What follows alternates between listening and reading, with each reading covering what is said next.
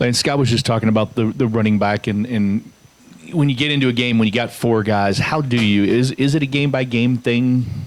You know, who has the hot hand, and then I guess go off of that, how did you see that competition kind of play out? Yeah, great question, Jody. I think just like Coach described, we feel confident in all those backs. I think we've had a great competition in that room during fall camp and feel confident in each one of them going in the game. I think it's a game-by-game basis. You know, you get a feel as you get into the game which guy's really feeling it, seeing it well, really has the hot hand and confidence for each game, and so you really just play off of that for each of those guys in each game.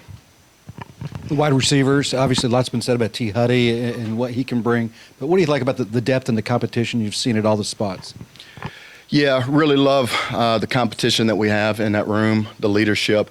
I think that we've got a group of guys that's bought into what we're preaching and what we're selling. They've stayed after, worked extra hard, and so I feel confident in our top six guys. I really like the group that we have, the attitude and leadership that they displayed, even though we don't have a ton of production and experience on the roster. I really like that group and what they've shown us during fall camp. As a quick follow-up to that, Jalen Carter recently was put on scholarship. What have you seen from him that's impressed you guys? Yeah, congrats to Jalen. I mean, that's a huge honor for him. One that I told him, I mean, you know, I was a guy who started out as a walk-on receiver that earned a scholarship, and, you know, coming from a guy that went through that same path, I mean, he has earned everything that he has gotten. It's been really cool to see his maturation, his development. We've given him opportunities in the spring and in training camp to prove what he can do, and I tell you what, our quarterback trusts him, and that's the biggest thing is, you know, when we throw him the ball, he makes plays. When it comes to those wide receivers, how have you seen their chemistry with Malik kind of develop through fall camp? Do you feel good about it entering this first week?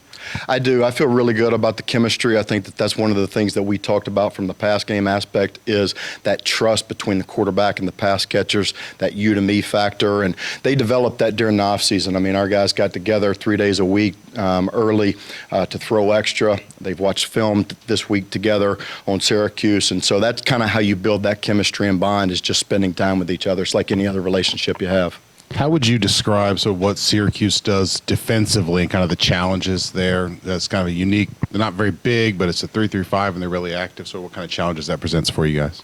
Yeah, Syracuse does a great job on defense. Their defensive coordinator has done a great job running the 3-3-5.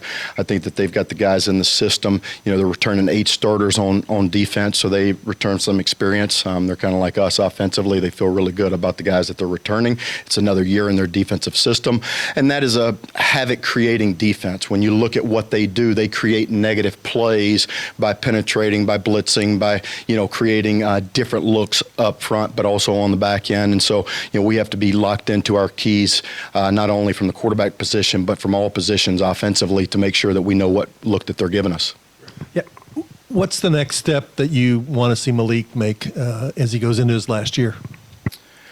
Continue developing leadership. I think he's done a great job in fall camp, but it's easy when the lights aren't on and you're not in a game and the pressure. And I think we all play this game with passion, especially Malik. He has a ton of passion and excitement for this game, and I think sometimes it's how you channel that. And so just continuing to channel his emotions, but also do it in a positive way where it affects our group positively each and every week that we go out. Because to me, it's not really about stats, it's about wins and losses and playing the next play.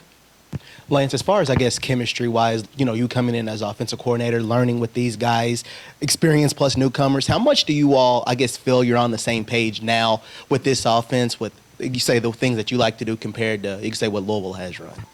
Yeah, Coach Satterfield's done an excellent job. I feel great with not only his and I bond and chemistry, but also the chemistry amongst our coaching staff. We've done a great job as a whole, really putting this game plan together, being on the same page, making sure that it's not my way, it's not their way, but how do we get the best way to put our players in a great position to make plays on Saturday. And that's what it's about, putting our playmakers in the best possible positions. Lance, kind of jumping off of that, I realize you might not know this until an actual game is played, but how do you see kind of the in-game and game day responsibilities on offense splitting between you and Scott? Yeah, we've had a lot of reps at that, even though we haven't had a game. We've had, scrimmage situations where we've worked the headsets, we've worked the sideline communication, we've worked the sideline adjustments. And so I feel really comfortable with what we put together.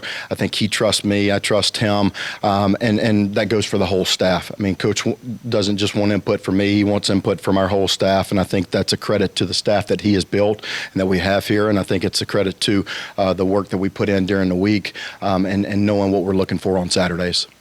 Lance, how do you maybe envision the wide receiver guys? I mean, as far as playing time goes, will some of those young guys, will you have to use them early because you don't have as much depth? And I noticed on the depth chart it listed either Amari or Braden and D or Amari. Yeah, there's a bunch of ors on the depth chart, and I think that's a testament to the top 6 guys. I think we feel comfortable. It's kind of like we talked about with the running back room. We feel comfortable with all of those 6 guys, those top 6 guys in any of those positions. So it really is going to be a game-by-game situation. We'll chart reps on the sideline and make sure that one guy isn't getting too much, make sure that he's not winded. We've got eyes in the box, making sure that, they keep me on track with substitutions and what we need to do there. But I feel comfortable and confident with all those guys, and I think we'll bring the freshmen along as we can. And, I think both of them have ability with Chance and Chris. Both of them have ability. It really depends on, how quickly we can trust them with knowing what to do and where to line up. Lance, will you be on the field Saturday night? I will, yes. How important is that just because of this wide receiver group is so new and so young for you to be able to look those guys in the eyes after each possession? Yeah, I think it's critical, honestly. I love being on the field. I really always thought that I would be in the box first year as the coordinator, but I think being on the field allows me to really be around that group. We've got a young, inexperienced group at receiver, but then also the ability to be able to get the offense together as a whole and talk about adjustments and sideline corrections and what our next thoughts are and really get all those guys and make sure that we're all on the same page. So just being able to look them in their eye and get those guys together on the sideline is huge for me. Lance, you guys over here, you guys obviously have a lot of depth and talent on the offensive line, and I know while Satterfield is still going to be the play caller, how much easier does it make it for you as an offensive coordinator knowing that the line is generating consistent holes for the backs and generating consistent protection for Cunningham? Yeah, I think our offensive line has done a great job during fall camp. We've got a ton of depth. We've got experience up front, and that allows us to do so much more from a run game aspect, from a pass game aspect. But it gives you confidence as a coach to know that you're going in with a group that's been through the fire. That's kind of going back to the wide receivers. On the pre-fall camp that I had Amari kind of in there now, Amari and Braden. Is there something that Braden did or Amari didn't do to kind of make that competition a little bit tougher? Yeah, I think it's really Braden getting healthy. We didn't know before, training camp how much we would get to use Braden early on.